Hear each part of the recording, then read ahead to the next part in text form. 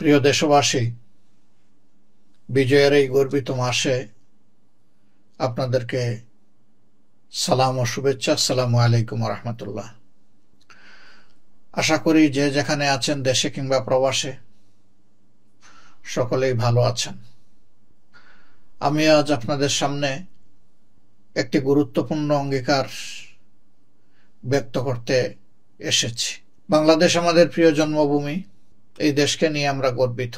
স্বাধীনতার উষালগ্নে অসংখ্য মানুষের ত্যাগ এবং কুরবানির বিনিময়ে আমরা স্বাধীনতা নামক যে অমূল্য সম্পদ পেয়েছিলাম, তাতে জনমনে আশা সৃষ্টি হয়েছিল যে আমরা একটি ন্যায় ইনসাফ ভিত্তিক স্বনির্ভর বাংলাদেশ গড়তে পারবো, দেখতে পাব। কিন্তু জাতির এই আশা গুড়ে বালি হয়েছে।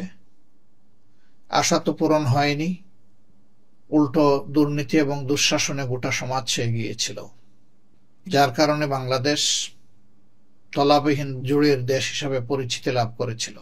সত্যিকার অর্থে স্বাধীনতার পর এখন পর্যন্ত দেশ একটি কাঙ্ক্ষিত মানের গণতান্ত্রিক পরিবেশ পায়নি।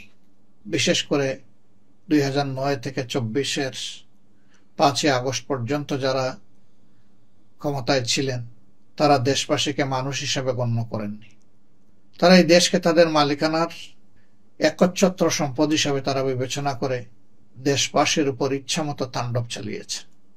রাষ্ট্রীয় পৃষ্ঠপোষকতায়, সরকারের নির্দেশনা এবং পরিকল্পনায় বাংলাদেশের শক্তিশালী অনেকগুলা ব্যাংককে দেউলিয়া করা হয়েছে, লুণ্ঠন করা হয়েছে। এর সরাসরি বেনিফিশিয়ারি হয়েছে সরকার প্রধান থেকে শুরু করে সরকারের সাথে আষ্টে পৃষ্ঠে যারা সম্পর্কিত ছিল তারা। বাংলাদেশে প্রতি বৎসর বাংলাদেশ থেকে $16 বিলিয়ন বিদেশে পাচার হয়েছে। সম্মানিত ভাই ও বোনেরা, আমরা বসে বসে এই দৃশ্য দেখতে পারি না। একটি দায়িত্বশীল সংগঠন হিসেবে বাংলাদেশ জামাত ইসলামী 5 আগস্ট পরবর্তী বাংলাদেশের নতুন এই অধ্যায়ে অগ্রাধিকার হিসেবে ঘোষণা করেছে যে আমরা একটি দুর্নীতিমুক্ত সমাজ গড়তে চাই এবং দুর্নীতিকে আমরা আজ থেকে লাল কার্ড দেখাবো। আকাশচুম্বী দুর্নীতি মাটিতে নেমে না আসা পর্যন্ত এই লড়াই অব্যাহত থাকবে ইনশাআল্লাহ। আমরা থামবো না, কেউ আমাদেরকে থামাতে পারবে না। প্রিয় দেশবাসী, দুর্নীতি দমনে আমাদের সুনির্দিষ্ট পরিকল্পনা রয়েছে। তার অংশবিশেষ আজকে আমি আপনাদের সামনে পেশ করব এবং বিস্তারিতটা আমরা যখন আমাদের নির্বাচনী ইশতেহার ঘোষণা করব, সেই ইশতেহারে আপনারা পেয়ে যাবেন। এই দুর্নীতিকে নির্মূল করার জন্য দুর্নীতির উৎসগুলো আগে চিহ্নিত করতে হবে এবং উৎসগুলো চিহ্নিত করে কতিপয় পদক্ষেপ আমাদেরকে নিতেই হবে। এর মধ্যে প্রথমেই অগ্রাধিকার পাবে স্বাধীন অ্যান্টি করাপশন মনিটরিং সেল গঠন। এই সেলকে পূর্ণ স্বাধীনতা দেওয়া হবে এবং সেলটি হবে সম্পূর্ণভাবে রাজনৈতিক প্রভাবমুক্ত। 2 নম্বরে আমরা যে বিষয়টার উপর গুরুত্ব দিব, এটি হচ্ছে সর্বক্ষেত্রে প্রকিউরমেন্ট এবং গভর্নেন্স। এই দুইটা যখন নিশ্চিত করা হবে, তখন টেন্ডারকে কেন্দ্র করে যে সমস্ত অনিয়ম হয়ে থাকে, ম্যানিপুলেশন হয়ে থাকে, সেই রাস্তাটা তখন বন্ধ হয়ে যাবে। এরপরে আমাদের সুনির্দিষ্ট পদক্ষেপ থাকবে রাষ্ট্রীয় সেবার সাথে যারা সম্পৃক্ত এবং আর্থিক ব্যবস্থাপনার সাথে যারা যুক্ত, তাদের সকলের আর্থিক আয় ব্যয়ের বার্ষিক হিসাব বাধ্যতামূলকভাবে জমা দিতে হবে। শুধু তারা নয়, তাদের যারা অধীনস্থ এবং পোষ্য, তাদের ব্যাপারেও প্রয়োজনে অ্যান্টি করাপশন সেল তারা তথ্য সংগ্রহ করবে এবং সেটাকে যাচাই বাছাই করবে। তারপরে আমরা যে বিষয়ে অবশ্যই বিশেষভাবে গুরুত্ব দেব, সেটা হলো করাপশনের ব্যাপারে যারা তথ্য দিয়ে অ্যান্টি করাপশন সেলকে সহায়তা করবে, তাদের সুরক্ষা এবং গোপনীয়তা শতভাগ নিশ্চিত করা হবে, যাতে স্বস্তির সাথে সকলেই তথ্য দিতে পারে। কিন্তু এটাও সতর্ক থাকা হবে কেউ অপতথ্য দিয়ে যাতে সেলকে বিভ্রান্ত না করে এবং কোনো নিরীহ মানুষের ক্ষতি সাধন না করে। এ বিষয়ে সর্বোচ্চ সতর্কতা অবলম্বন করা হবে।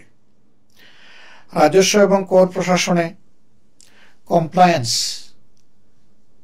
এবং তাদের অ্যাকাউন্টেবিলিটি নিশ্চিত করা হবে। এই জায়গাটায় দুর্নীতি হয় বড় মাত্রার। আমাদের দেশে যে রাজস্ব আদায় হওয়ার কথা, অনেক ক্ষেত্রেই সেটা কাঙ্ক্ষিত মানে আদায় হয় না, কিন্তু সেবা গ্রহণকারীরা ঠিকই তারা অর্থ দিয়ে থাকেন। সেই অর্থ সরকারি কোষাগারে জমা না হয়ে সেই অর্থ চলে যায় অনেকের পকেটে। ওই রাস্তার উপরে সার্ভিলেন্স বসানো হবে এবং এই সার্ভিলেন্সকে কেউ এসকেপ করতে পারবে না, সেই ব্যবস্থা আমরা নিশ্চিত করব। ব্যাংকিং এবং আর্থিক খাতে ইন্টিগ্রিটি এবং সুপারভিশনকে স্ট্রং করা হবে। এখানে প্রয়োজনে সেন্ট্রাল ব্যাংক থেকে শুরু করে ব্যাংকিং ব্যবস্থাপনার সর্বপর্যায়ে বড় ধরনের রিসাফেলের প্রয়োজন হতে পারে। দেশের স্বার্থে যা দরকার সে উদ্যোগ সরকারকে নিতেই হবে।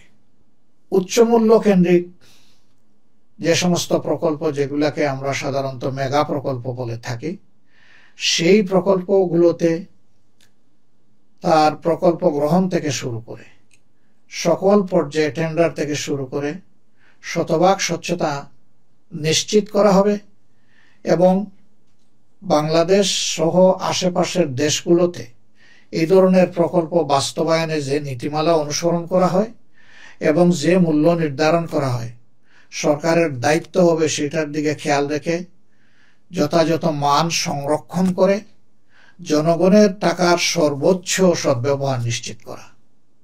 এটা মনে রাখতে হবে, সকল উন্নয়ন সাধারণত সাধিত হয়ে থাকে জনগণের কাছ থেকে পাওয়া রেভিনিউ এবং বিদেশ থেকে আনা ঋণের উপরে, আর এই দুইটাতেই দেশের প্রত্যেকটা মানুষ অংশগ্রহণ করে থাকে এবং দায় নিয়ে থাকে। সুতরাং আর্থিক খাত মানে এটি নয় যে সরকার কিছু আয় উৎপাদন করেছে আর সেখান থেকে জনগণকে সেবা দিচ্ছে। সরকার কোনো আয় উৎপাদন করে না, জনগণই আয় উৎপাদনের অংশীদার। সুতরাং জনগণের এই আমানত নিয়ে ভবিষ্যতে আর কেউ যাতে কোনো ধরনের অপকর্মে লিপ্ত হতে না পারে, সেই রাস্তা বন্ধ করে দেওয়া হবে ইনশাল্লাহ। এই ক্ষেত্রে দুটা জিনিসকে নিশ্চিত করতেই হবে। একটা হচ্ছে সামাজিক স্বচ্ছতা এবং সর্বপর্যায়ে নৈতিকতার উচ্চ মানদণ্ড নিশ্চিত করা।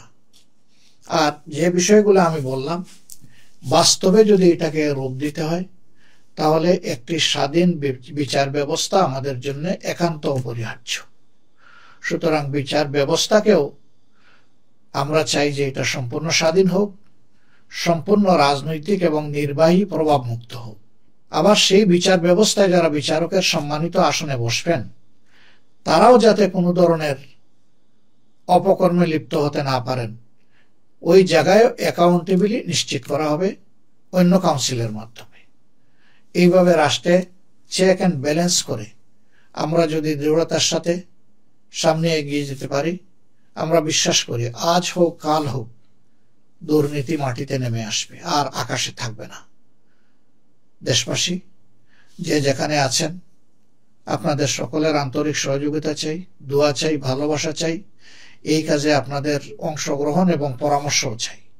আবার আমাদের সকল কাজে আপনাদের সমালোচনাও চাই, কারণ আপনাদের সমালোচনা ভালোবাসার মতোই আমাদের জন্য আরেকটি শক্তি। সমালোচনা না থাকলে কোনো দলও অন্ধ হয়ে যেতে পারে এবং অনেক সময় ন্যায্য জিনিসকে অন্যায্য গণ্য করে দেশ এবং সমাজের ক্ষতি করে ফেলতে পারে। আমরা তা চাই না। এই জন্য আপনাদের কাছ থেকে গঠনমূলক সমালোচনাও আমাদের অনেক বড় উপকারের কারণ হবে, এটা আমরা গভীরভাবে বিশ্বাস করি। যে যেখানে আছেন ভালো থাকবেন। আসুন আগামীতে একটি দুর্নীতিমুক্ত দেশ গড়ার জন্য যার যার জায়গা থেকে আমরা সর্বোচ্চ অবদান রাখি, দেশে হই প্রবাসে হই। আল্লাহ হাফিজ। বাংলাদেশ জিন্দাবাদ। বাংলাদেশ জামাত ইসলামী জিন্দাবাদ।